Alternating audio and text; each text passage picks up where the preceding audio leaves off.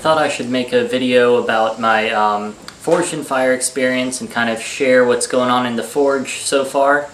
It was a really fun show, and I got to meet a lot of cool people. Joe and Zach especially, they're really awesome. I met up with Joe Silaski after the show was filmed at Blade Show, and it was fun to see him again, and I just love his sense of humor and also his style. He likes to make axes and different things that really you could only find in Hungary. I really liked meeting all the other bladesmiths from Forged in Fire who were at Blade Show as well. It was a great experience meeting up with them, and they told me about a get-together in New York called Ashoka, and hopefully I go there too. So far I'm trying to upgrade my shop and get some better tools in here, because if I want to make some more complex things, like if I even want to attempt to jelly roll again, which I do want to try jelly roll again. I've never tried it before, and I'm just surprised that I was actually able to get a functional no, it wasn't functional. I'm just surprised that they could get a blade that they could actually use on the show. Hopefully I can either buy a power hammer or make my own. I definitely need a welder in order to weld some parts together. There's one of my neighbors has a welder, and I can use that for a while. But it would be nice to have a welder, so if I'm trying to do some sort of complex billet, and on the go I can just zap a handle on there, and maybe like a little buzz box I can get from Harbor Freight. But I'm in the process of making a custom 2x72 belt grinder with pretty much the base of it is going to be made from an I-beam that Robert has at his shop. So he cut out his piece for his 2x72, and so pretty much I have the offcut of that, and I'm making a 2x72 off of that offcut part. So I guess kind of we have, it's kind of funny because those two pieces, if you flip them around, they'll actually fit together. So I guess we have two of the same, piece of I-beam in both of our shops. So that'll be kind of cool. And I was learning how to use his mill and drill and tap holes, and machine work is really fun.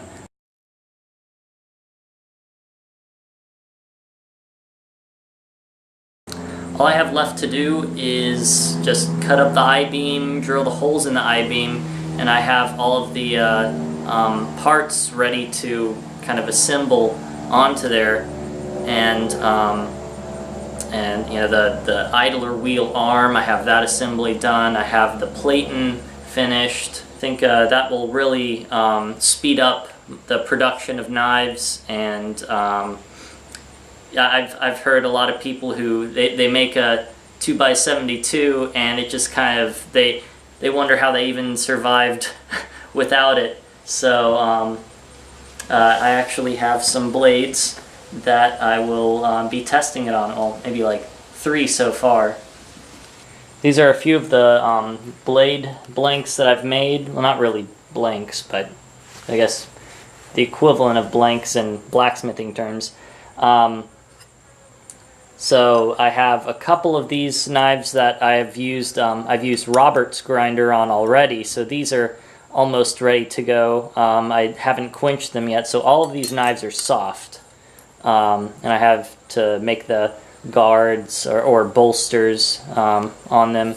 This is kind of like that, almost like the Puko knife that I made earlier, but it's a lot more pointy. I'm just forging a lot of blades at this point, because once I finish my 2x72, it's going to get really hungry, so it's going to eat all of these things up pretty quick. And this right here is the base that I'm going to put my grinder on. Currently it has my drill press and a grinder, but I'm probably going to build another one of these and put it next to it so that can be my drill press, or hell, I'll just build another workbench maybe and use this. I got word back from Zach. He was the second place in the episode, and he actually got his $10,000 salmon fishing in Alaska. So that's pretty cool. You should go check out his Instagram. It's ZACK_HAMMA, Zach Hamma. So he's really cool. He's, you know, one of the most positive people that I've met. He kind of kept encouraging me. I encouraged him, and he's an all-around cool guy. And also, the winners of Forged in Fire, Frank and Nehemiah, they're part of a business called Firedrick Armor, I believe. It's FIREDRYK, and they do some really good armor. It's really, I think I saw some pretty historical looking pieces in there. I don't know much about armor though, but their work looks really nice. They're part of the SCA as well. For those of you skeptical about Forged in Fire, the challenges are definitely real. They are really, they're really difficult. You know, they give us all the tools we need to do it. It's just, I think that it's a really fair competition in terms of you know, the blade challenges and testing and everything. One thing that I would recommend to anybody who goes on Forged in Fire is to not trust tongs. Don't trust the tongs. If you're doing something forge welded, just weld a handle onto it, because they got a MIG welder there, and you should take advantage of it. And that's really the best advice I can give. And don't mess up your jelly roll, because I did that. Oh, that's right. I made a new set of tongs as well. These are from a design that I found online, and it's supposed to kind of mimic the hand when holding on to things. If you see here, there's kind of like a little bit of a thumb, and then a finger kind of holding it in place, and that's kind of what it's supposed to look like. And it works very well. If I get one of these blades here, I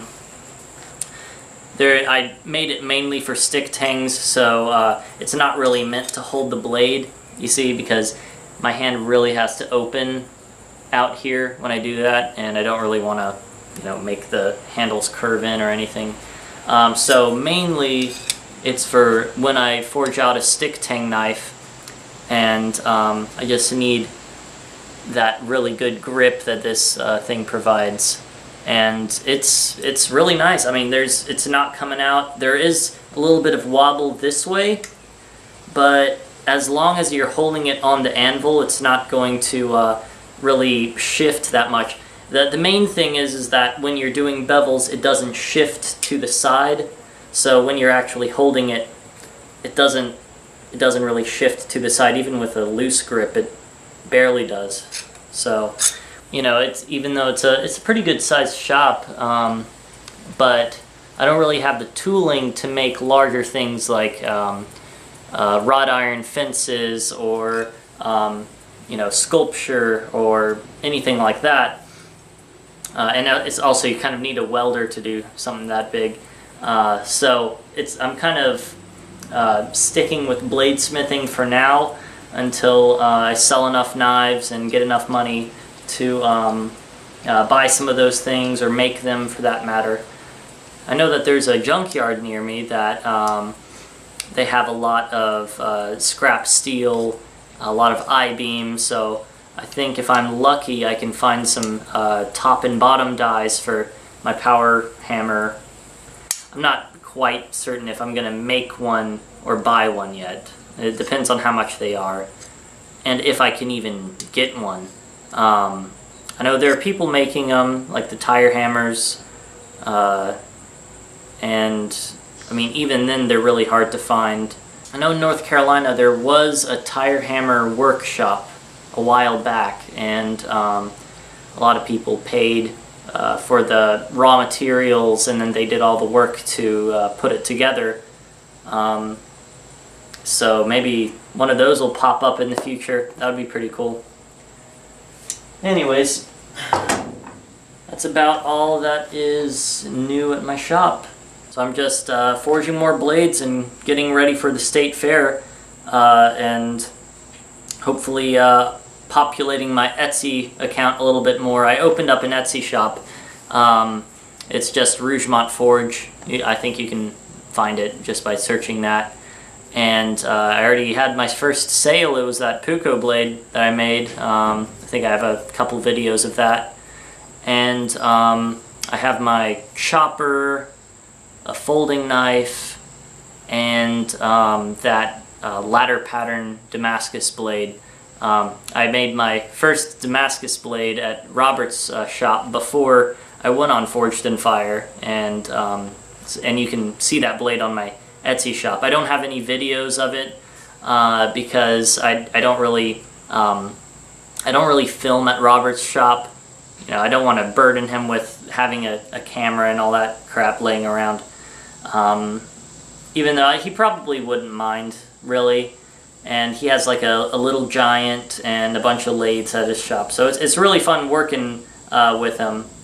Hopefully I'll finish that 2x72 at his shop, and then maybe build up some more of my tooling at his shop and then bring it on over here so I can make more tools from those tools that I made. This October, I am going to be demonstrating at the North Carolina State Fair, so if any of you are North Carolinians, then you can meet me. I'm going to be there almost every day of the fair. At least that's what I'm planning on doing. And I'll be making knives, probably forging some hammers with my buddy Scott. I think earlier I have a video of forging that bladesmith hammer, and he has his striking anvil all secured now, so it should be pretty cool to make some rounding hammers and things like that. Maybe get bring a couple sledges probably. That should help. Speaking of this hammer, I do get a lot of questions on why I use this, and truth is, I didn't have the right size stock to make a hammer this heavy and, you know, keep it in one little package like that.